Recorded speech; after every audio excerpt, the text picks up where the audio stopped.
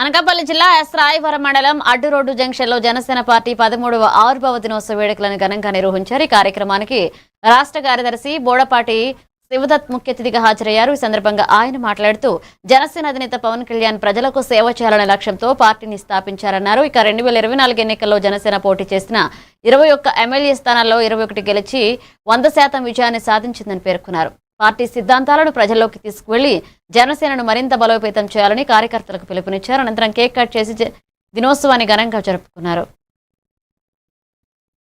కార్యదర్శి మరియు రాష్ట్ర civil supply corporation director Pakirapeta నియోజకవర్గం ప్రత్యేకంగా ఈరోజు జనసేన పార్టీ 13వ ఆవిర్భావ దినోత్సవ సందర్భంగా పాకిరపేట నియోజకవర్గంలో చాలా అద్భుతంగా అంగరంగ వైభవంగా చాలా కార్యక్రమాలు చేసి ఉన్నాం. ఉదయం నుంచి కూడా ఉదయం కోటవర్ల మండలంలో జనసేన జెండా ఆవిష్కరణ మరియు కేక్ కటింగ్ మరియు కొన్ని సేవా కార్యక్రమాలు చేయడం జరిగింది. అలాగే నక్కపల్లిలో జెండా వందన కార్యక్రమం, అలాగే ర్యాలీ నక్కపల్లి నుంచి అడ్డు రోడ్డు వరకు కూడా ఈ బహిరంగ సభ ప్రాంగణం వరకు కూడా ర్యాలీ చేయడం చేపట్టడం జరిగింది.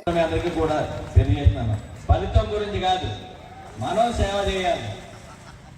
ఈ విధంగా ఉన్న పార్టీ భారతదేశంలో ఇది ఒకటే, అది జనసేన సిద్ధాంతం అని మీ అందరికీ కూడా ఈ సందర్భంలో తెలియజేస్తున్నాను. ఏంటంటే ఆయనకి ఒక సేవా దృక్పథంతో కలిగిన వ్యక్తి పవన్ కళ్యాణ్ గారు.